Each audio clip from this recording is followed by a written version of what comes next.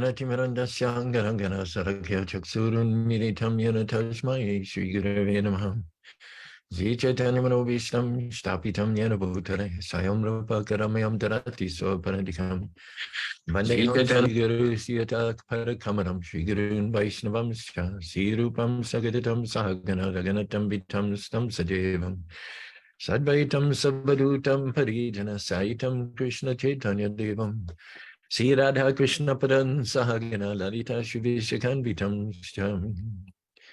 Hey Krishna Karuna Sindhu Dino Bandhu Jigapate Gopishna Gopika Kanta Radha Kanta Namostate Jayatam Surato Pango Mama Mater Matergati Matsavasha Parambo Jaradana Madana Mohanam Sriman Rasa Rasaram Bibam Sivana Karsan Venershan Kopanata Sriyasinam Divyad Vindaranya Kalpadrumada Srimad Radnagara Srimad Sanishno Shri Sri Radha Shila Govindana Prastila Behave Sevamano Shmarami Namo Brahmane Devaya Go Brahmane Taya Chajigari Taya Krishnaya Govindaya Namo Namaha Mangalang Bhagavad Vishnu Mangalam Gurajja Mangalam Panini Kaksham Mangarayatanohi Om Narayana Vidmahi Vasudevaya Dhimahi Tano Vishnu Pachodhyate Om Mahadevi Chavidmahi Vishnu Padni Chadimahi Tano Lakshmi Pachodhyate Mahalakshmi Namastubhyam Sare Sare Hare Priya Namastubhyam Hare Tapta Kanchana Gonagi Radhe Vrindavaneshwari Vishabhanu Suderi Pranamani Hari Priye Narayanam Namaskritam Naram Jevananotamam Devam Sarasatam Vyastam Tato Jayo Dhiret Nishta Prayashu Bhadreshu Nityam Bhagavadasa Bhagavatatam Shoki Bhaktir Bhavati Naishtaki Nigama Kapaduru Garitam Param Shukamakana Mrita Dravi Samitam Pivata Bhagavatam Rasham Malayam Mahora Hora Sikabuviram Krishna Swadam Pavagate Dhamagani Karona Stadrishama Show Pano Dino Karam Twamapia Dabishuda Bishudamibo Samapia and Abidambikshanam Prakyahita Homaram Sanklesham Vanamasantī Nanyaram Nama Om Vishnu Padaya Krishna Pishtaya Bhuttare Shrimati Bhaktivedanta Swami Tanam Madhiste Saraswati Devi Garamani Pati Yavashesani Shri Krishna Chaitanya Prabhu Nityananda Shri Advaita Gadadhar Shri Vasari Gaur Bhaktivinoda Hare Krishna Krishna Krishna Hare Hare Hare Ram Ram Hare Hare. Good morning, Jean. Good morning, Brent. Good morning, Govinda Dave. I don't have Rob on the other Zoom here, which is unusual. Probably he's involved in some early morning gardening work, but we won't have the Rob takeaways. We've been getting so many appreciative comments lately about Rob's takeaways. I feel a little overshadowed by, to be honest with you. Just kidding. We're poised here in Spanish Fork, Utah this morning, Wednesday morning, July 26th. First time that we're hosting the youth bus tour since before COVID. It's a program that's been organized by Manoram Prabhu and his wife. Bhakti Marg Swami travels more often than not with the group, and he is with them. They are, okay, Rob just asked to enter the waiting room. Okay, all right. Rob, glad you could join us. We were afraid we were going to have to fast from the Rob takeaways today. So everyone's breathing a sigh of relief now that you've jumped on board. And I was just explaining that the youth bus tour, along with Bhakti Marg Swami, is, as far as I know, they might be sitting out in the parking lot right now as I speak. Otherwise, they might have gone to the Diamond Fork Hot Springs first and taken a bath, a hike and a bath, and then come back here just before lunch. They plan to do some service. We have lots and lots, boxes and boxes of apricots to be picked, several trees which need to be picked of apricots. Really, we're up to our ears in apricots here, and in the afternoon, I think my Bobby's intention is to have them pick and cut and clean apricots so that we can then cook them up with a little bit of sweetener, mix them up with some oats and some brown sugar, and make tons and tons of apricot crisp that'll last us for weeks and weeks to come. Every Monday, we have a big cook-up of zucchinis and peppers. We have yellow zucchinis and green zucchinis, peppers. And we cook up a whole, at least, let's see, we're average about 9 to 12 4-inch steam table trays for the last 3 Mondays of zucchinis, getting a couple of wheelbarrows every week, 3 or 4 wheelbarrows every week, and cucumbers. If anybody's coming to the program, the youth tour program tonight, which starts from 8 to 9, and you need any cucumbers for your home, just ask us. We've got more cucumbers and we know what to do with. Okay. So once again, if you just joined us, and a whole bunch of people just jumped on right now, Shali and John, the youth group will be arriving momentarily, or at least before lunch. They'll be having lunch. They'll be doing service throughout the day. Anybody's welcome to come and visit with them and visit with Bhakti Marg Swami. But the main event will be this evening from 8 to 9. Bhakti Marg Swami, as you may know, has been the director, writer, and producer of many, many dramas, which have been performed all over ISKCON. And he's going to, they're usually going to present some dance and some kirtan, as well as Bhakti Marg Swami's famous Bhagavad Gita drama. So well worth the trip if you should be from Salt Lake City.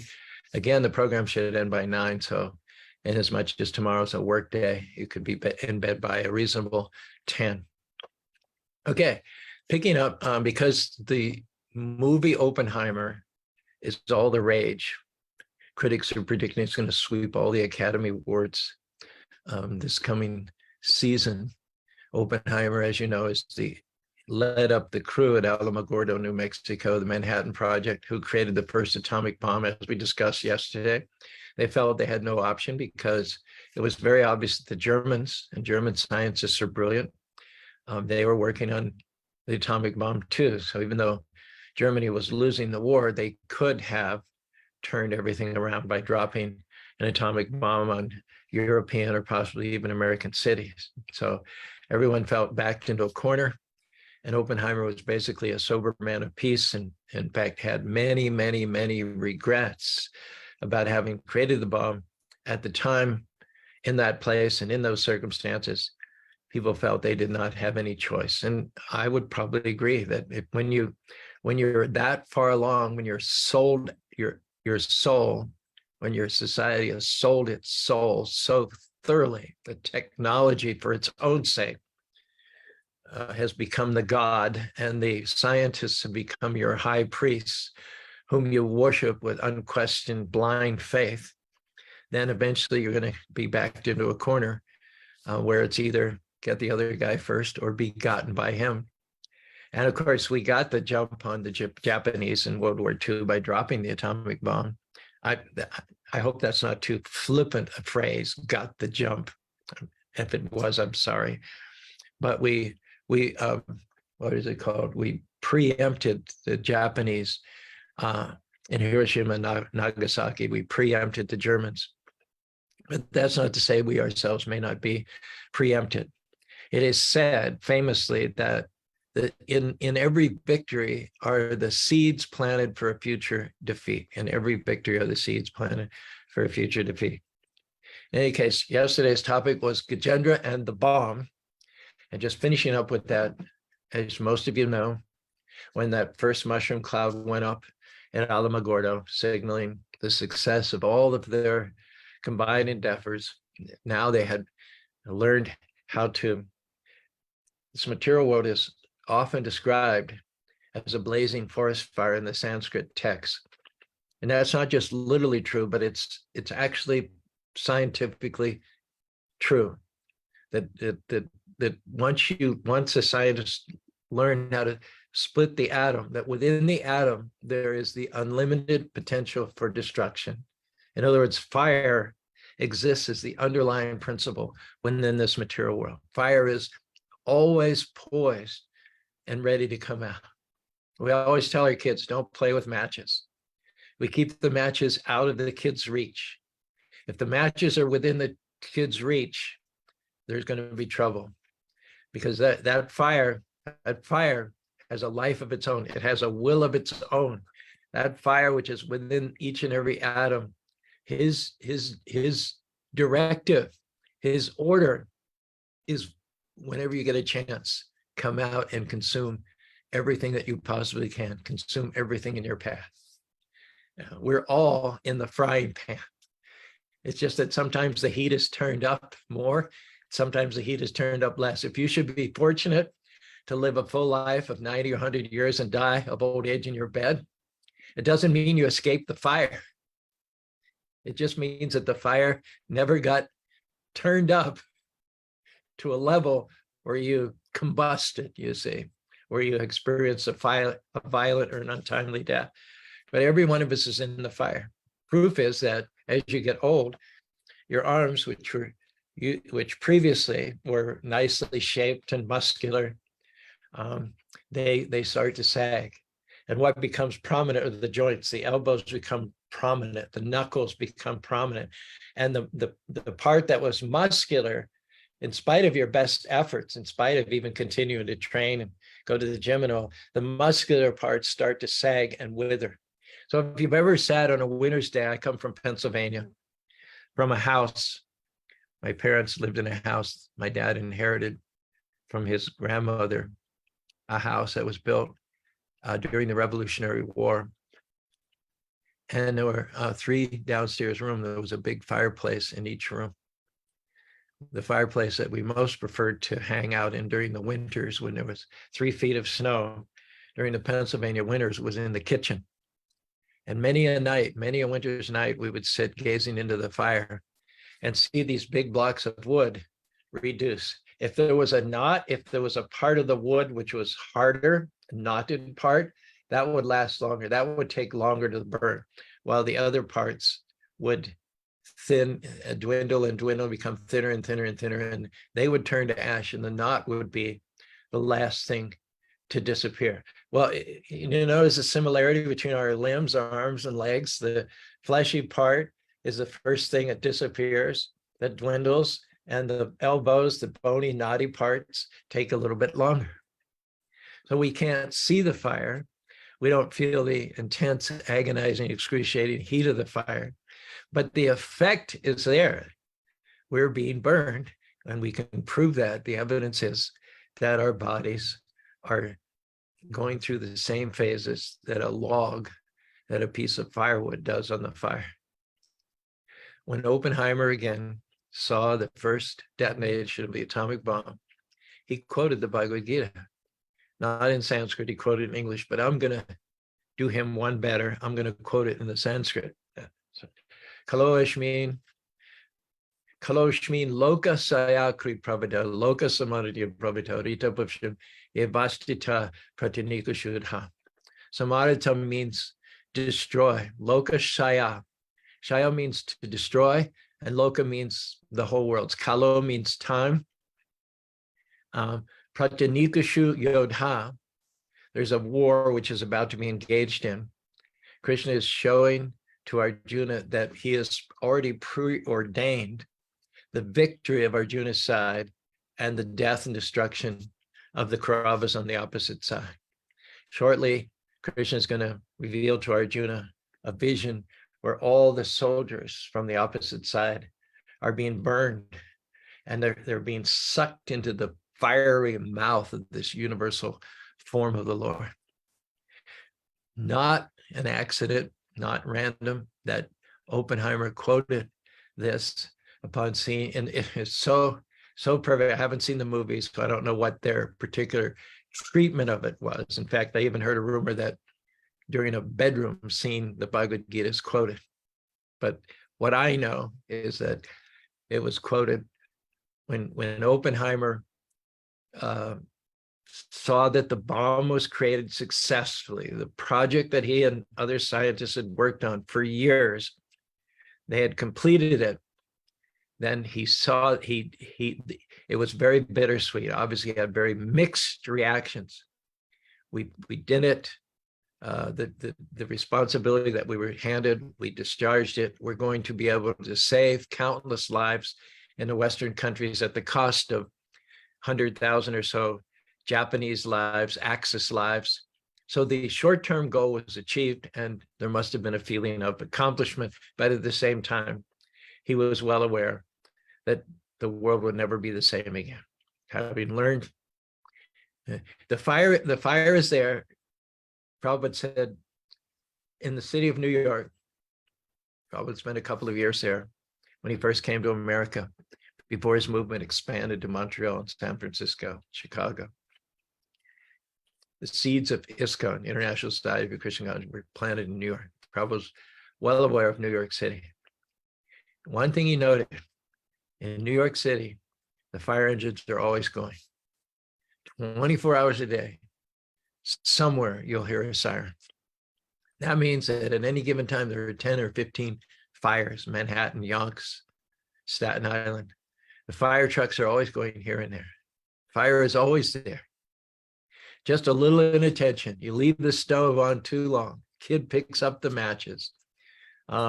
There's a short circuit in the wiring. Before you know it, the fire trucks are out.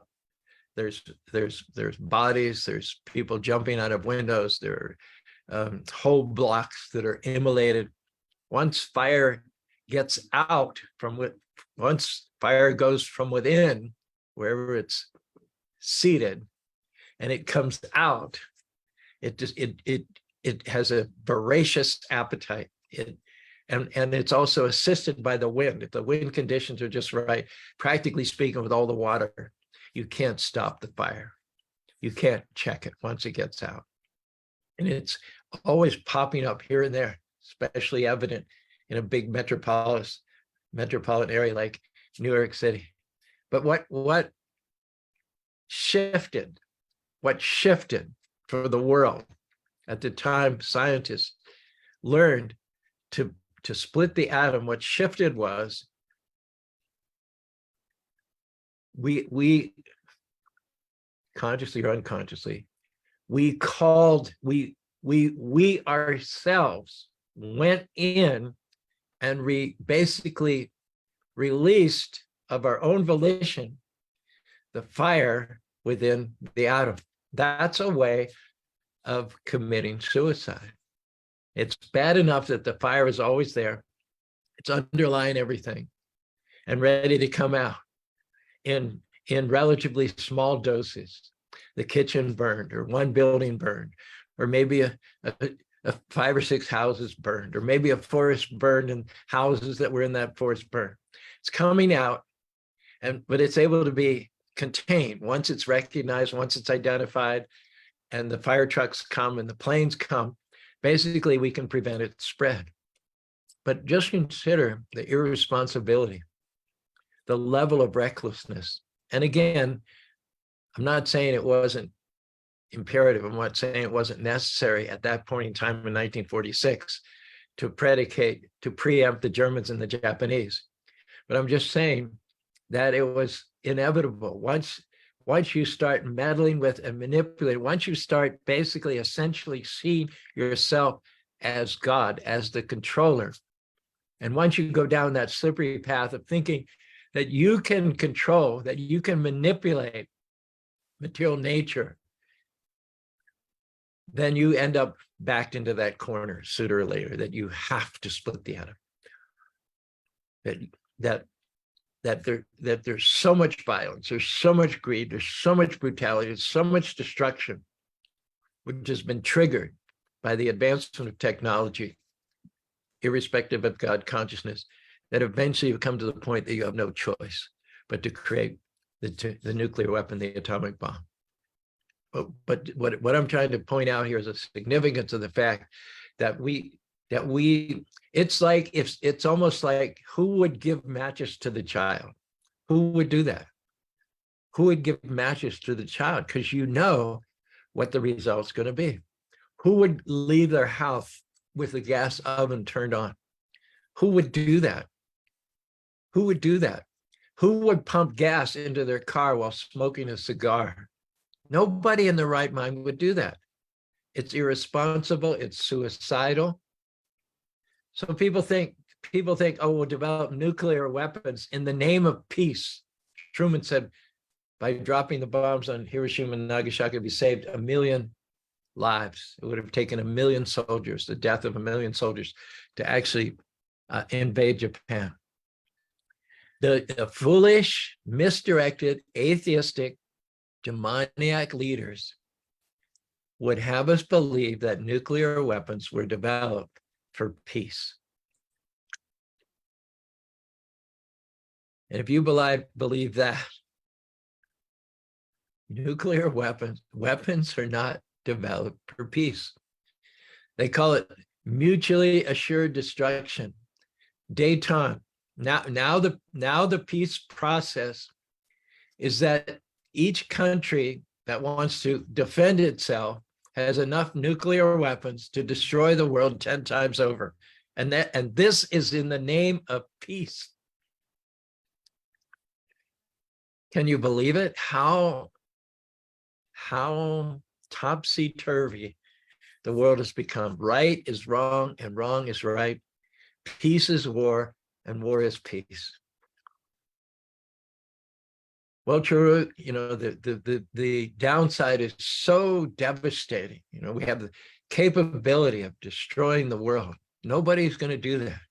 Well, of course they're going to do that. Of course they're going to do that.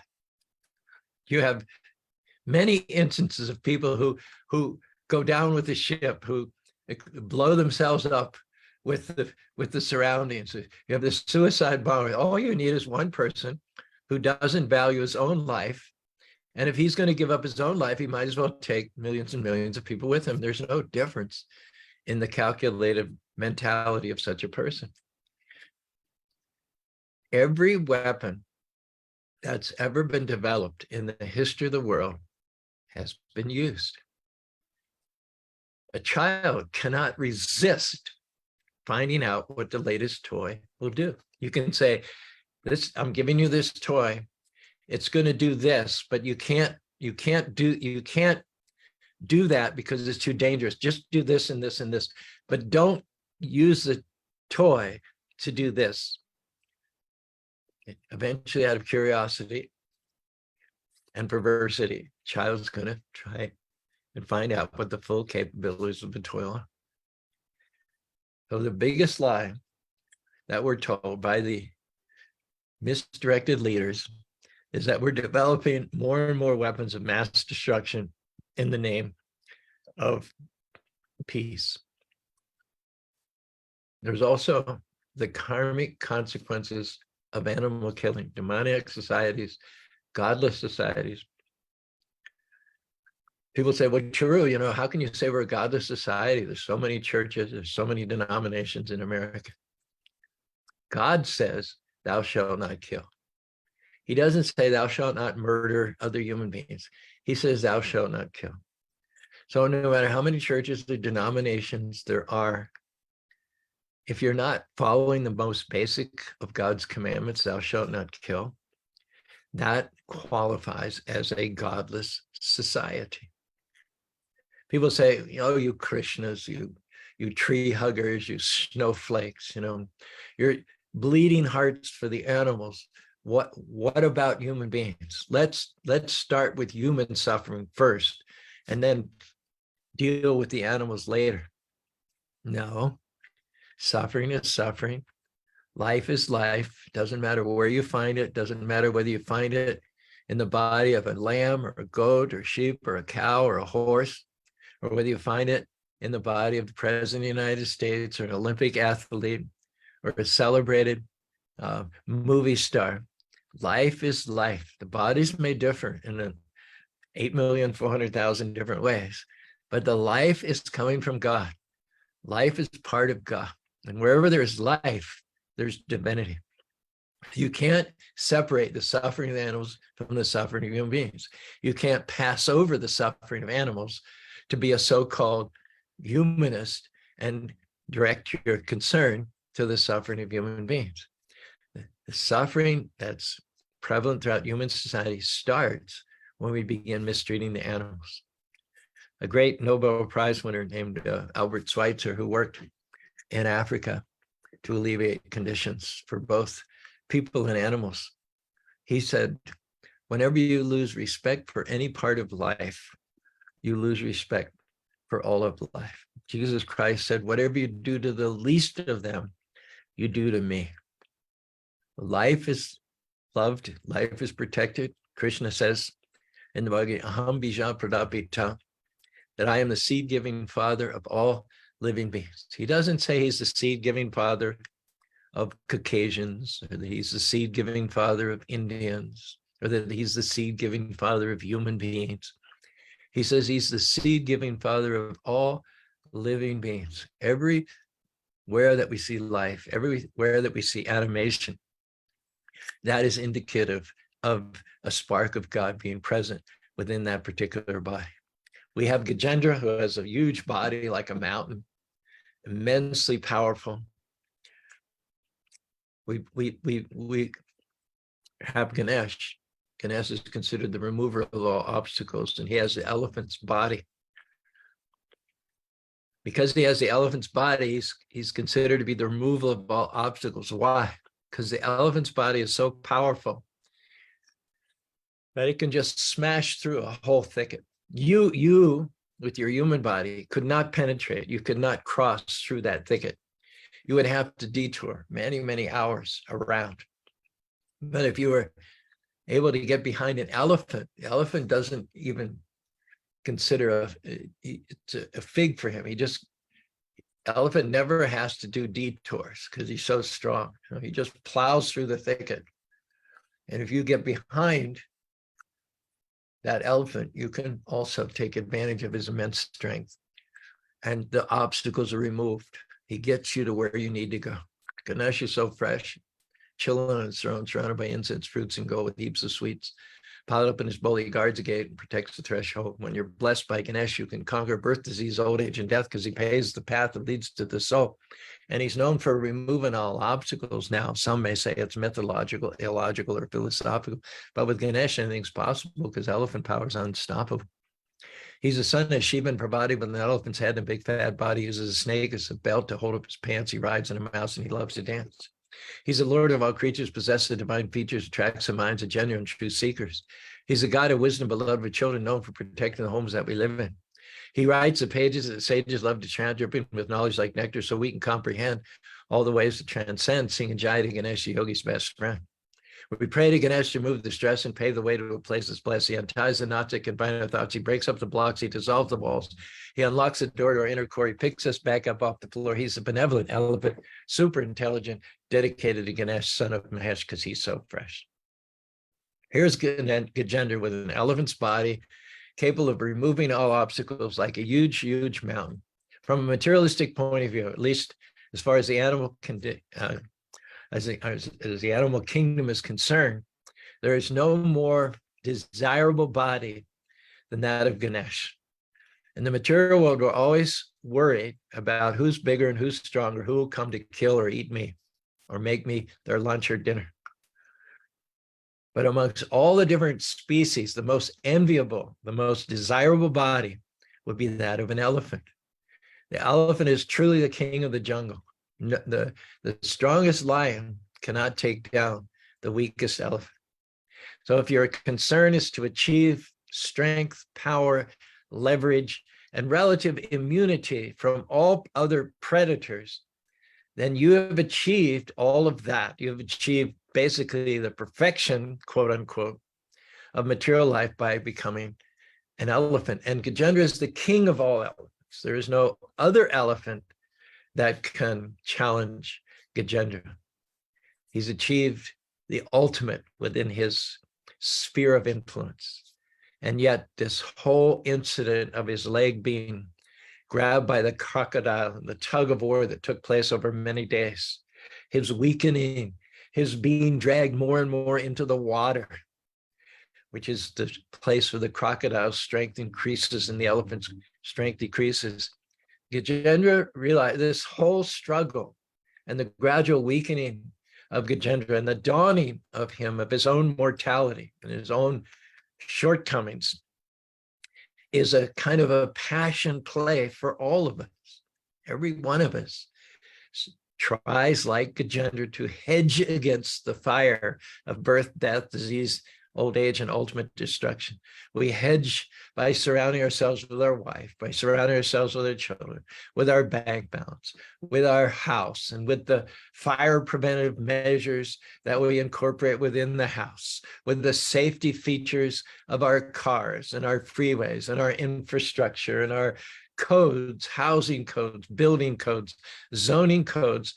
We do our utmost to try to get a position like Gajendra already had, and yet look at how vulnerable he was in spite of all of his advantages. Ultimately, his greatest strength was not in his trunk, was not in his massive head, was not in his legs, which are as thick as redwood trees. It's not in his torso, which is like a tank.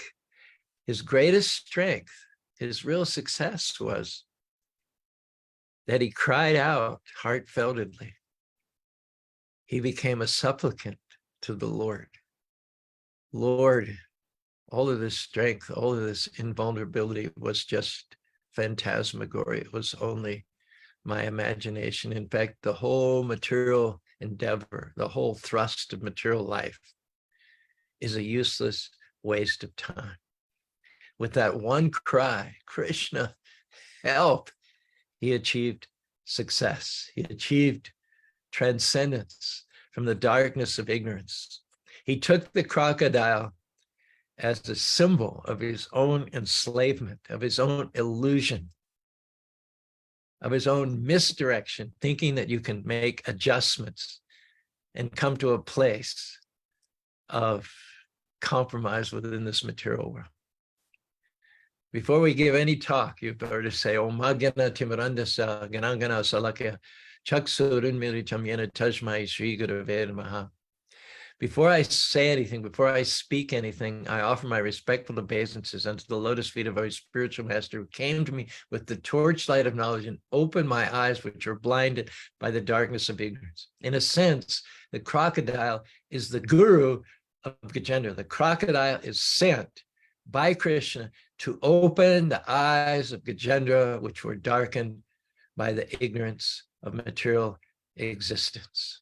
The whole struggle for existence, the whole effort, immense exertion and expenditure of energy to struggle and get a foot up, get an advantage over other species in the hard struggle for material existence, the whole struggle of adapting and adjusting and inventing is due to ignorance. We are not these material bodies. Not only are we not these material bodies, but our pleasures and pains are already fixed up by the choices that we made in our previous lives. Shuka mokshaya sankalpaya sharapnodya anihaya sakabhiram. Prahlad Maharaj says, the greatest cause of unhappiness is our trying for happiness. We don't realize that our happiness is already fixed up by the decisions of our past lives. The way that we prove this is that unhappiness comes without our wanting it. We don't go down on our knees every night and pray, Lord, let the results from my recent doctor's checkup come back positive for cancer. We don't pray like that. We don't pray, when I go to soccer practice tomorrow, let me break a leg. We don't pray for distress. We don't pray for pain, and yet it comes unbidden. It comes without our asking it. In the same way that pain and distress comes without our asking it, pleasure will also come.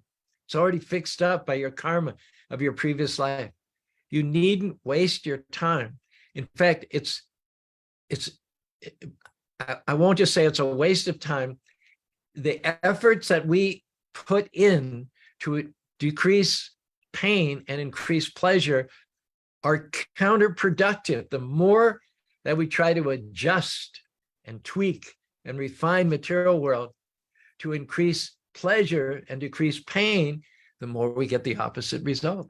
We increase pain and decrease pleasure because we're not meant to tamper with God's creation. It was fine the way it started out. Om Purnamada Purnamidam Purnat Purnamudachyate Purnasya Purnamya Purnamiva Vishishate. God is full. He's Purnam, and everything that he creates is Purnam. He created not only enough on this planet to provide for each and every one, each individual member of the many species which co-inhabit this planet, but he provided in his generosity and his abundance for 10 times, 20 times the current population. Everything is perfect and complete as a complete whole. There's no lack. But in our drive to make things better, to improve upon God's perfect arrangement with factories and motor cars and airplanes, we have created disparities. We've created a world where a small few get an obscene amount of resources, and the majority get, if they're lucky, just barely enough to get by. I heard that an American on welfare is richer than 92% of the rest of the world. If you have a little change in a dish on your bureau, you're more wealthy than 92% of the world. If you're wondering which movie to watch on TV or which restaurant to go to, you're richer than 95% of the world. The rest of the world does not have these options. So we've created an obscene disparity between the haves and the have-not. The starting point should not be how to exploit, to manipulate, and get the advantage over my fellow living beings. The starting point should be, how can I not again have to take birth in this material world, either as an ant or a mouse or a rabbit or a deer or as an elephant or as a human being or as a demigod, as an American, as an Indian. The focus should be how to achieve liberation from the crocodile of birth, death, disease, and old age. Later on, it said that one should be happy when one is unhappy, and one should be unhappy when one is happy.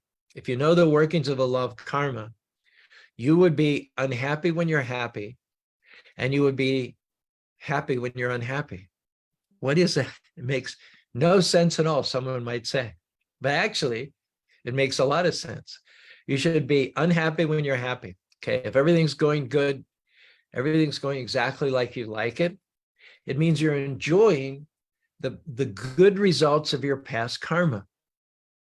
You can do no wrong because you're reaping the positive results of your past choices. However, because you're right in the middle of a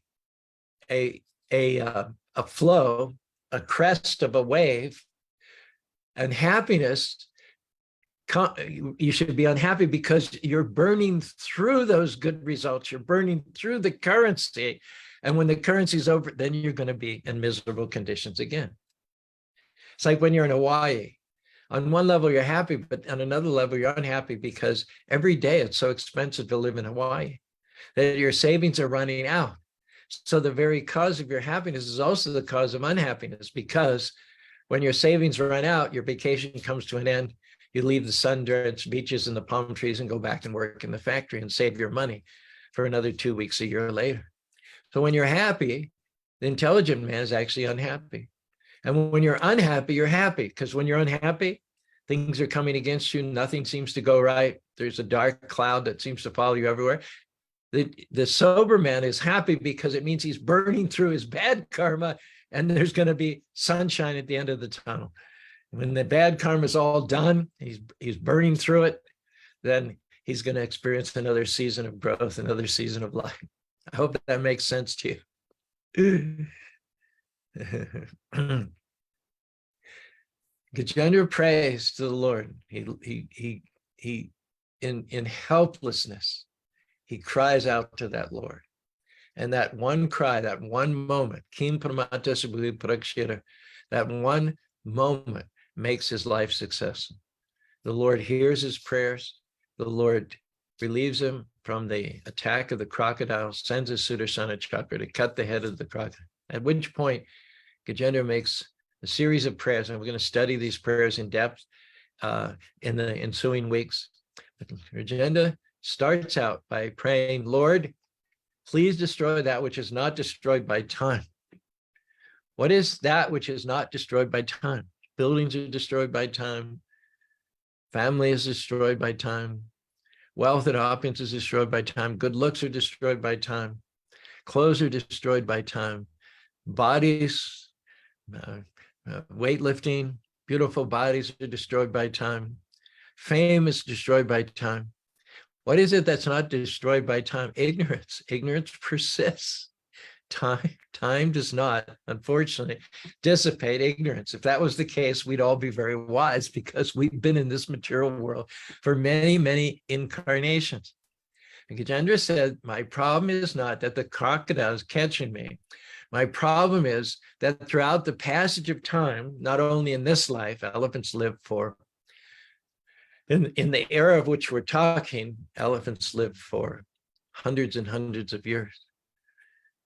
And Gajendra is saying, not only has the ignorance persisted throughout the long life as an elephant, but throughout many, many incarnations as well. The very fact that we, after leaving one body, take birth in another material body indicates that there's been no cessation, no lessening, if anything, an increase in the ignorance. And the crocodile represents, for Gajendra, and for us in this story, it represents the force of ignorance. So unless we cry out to the Lord, there's no way to get free from this ignorance. It is not through our own efforts that we overcome ignorance. It is through the intercession of the Lord. And the only way to get the intercession of the Lord is feeling oneself in a helpless position. Cry out, Lord, please help. He'll not withhold that help, but we have to do our part. We have to cry. This is Gajendra's claim to success. Once he releases all pretensions and he simply cries out in helplessness to the Lord, at that moment, the Lord relieves him from suffering. The Lord kills his enemy. The Lord dissipates the ignorance from which he has labored for so many, many lifetimes and illuminates him to transcendental knowledge. What has happened here is that the very distress which was afflicting Gajendra has shown him the way to Krishna. Sometimes our problems, we have a problem, and we realize that the only way to Krishna is to transfer our allegiances, our devotion from material things, from family, to Krishna himself. He is, from beginning to middle and end, he is the only one that's stable enough to depend on. If we lean on anything, which is itself impermanent, eventually that will give way and we will stumble again. Sometimes problems come on our way to Krishna, and sometimes other people show us the way to Krishna, and sometimes problems become the way to Krishna. In some cases, we're trying to become Krishna conscious. We're organizing festivals, we're building temples, we're giving classes, doing all these things.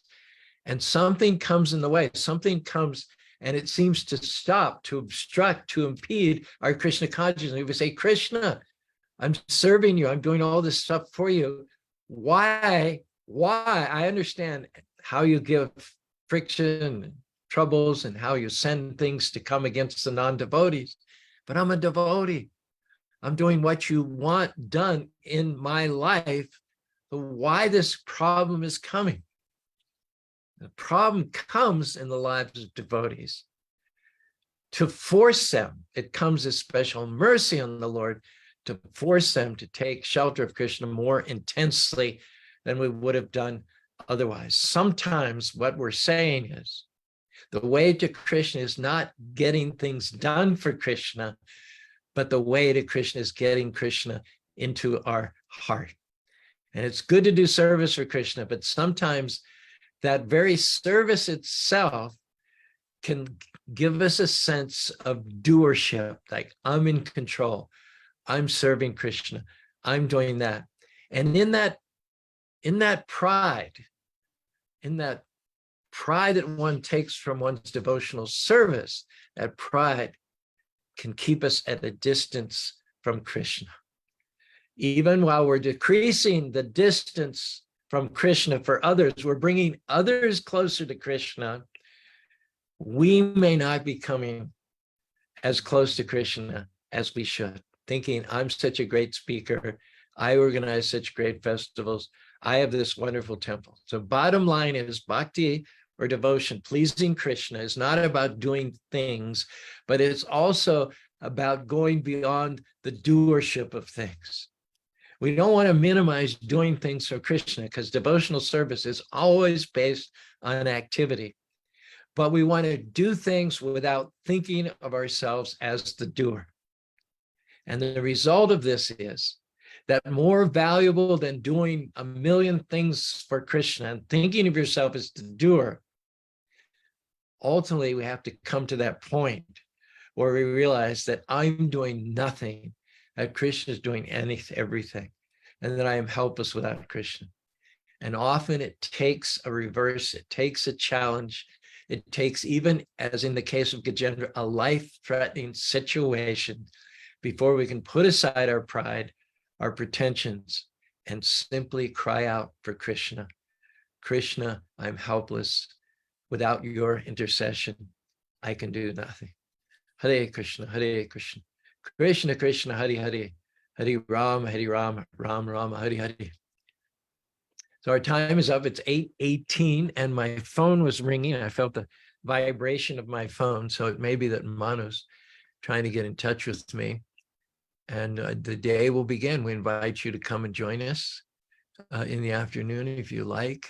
Do service, do apricot service with the youth group, or in the evening. The buffet usually closes at 6, but there will be food available for sale up until 7:45, just before the program. And then the program, we're going to try to stop it sharply at 9. So if you're coming a distance, you can still get back home at a decent hour and make it to work tomorrow without being tired and grouchy. Thank you. First came on was Jean, then Brent, then Govinda Dave, then this fellow from Kenya who's always asking for donations here. He's very persistent. Shali, Vaibhavi, Bhakti Gary, please come my obeisances, Sundari Priya, Shukshma, Atmarama from Calgary, my good friend there, the president of the Calgary Temple. What a vibrant community that he's in charge of. So thank you all for your comments and Facebook. And Rob, glad that you joined us after all. Can you share with us some of your famous takeaways? Hare Krishna Prabhuji. I apologize for being late. Oh, that's perfectly all right. I hope I made up for it though with the takeaways today. So here we go. The body will be destroyed for time you cannot avoid. Mm-hmm. Give a kid a match and a fire will catch. Don't play with fire, no matter how dire. Uh-huh. How many lives are lost for peace is cost? Yeah, good one. Taking any life causes strife. Mm-hmm. In material desire, than an elephant, nothing is higher. Mm-hmm. Happiness and despair comes and goes. That's the way karma flows. Mm-hmm. Very good. Trying not to again take birth is a human's life worth. Right on. Even joy is Maya's ploy. Even joy is Maya's ploy. Yeah. Maya's ploy, yeah. Mm-hmm. Material life is not sublime when faced with time. Very deep, that one. We must sincerely cry to God on high that karma may pass us by. Wow. You were particularly fertile this morning. No, Prabhuji, you were.